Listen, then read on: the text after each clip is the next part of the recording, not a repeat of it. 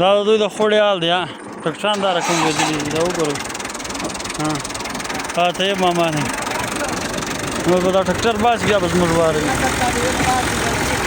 یا الله خیر ولې زلفر ماما به له دوه ځایه نیسي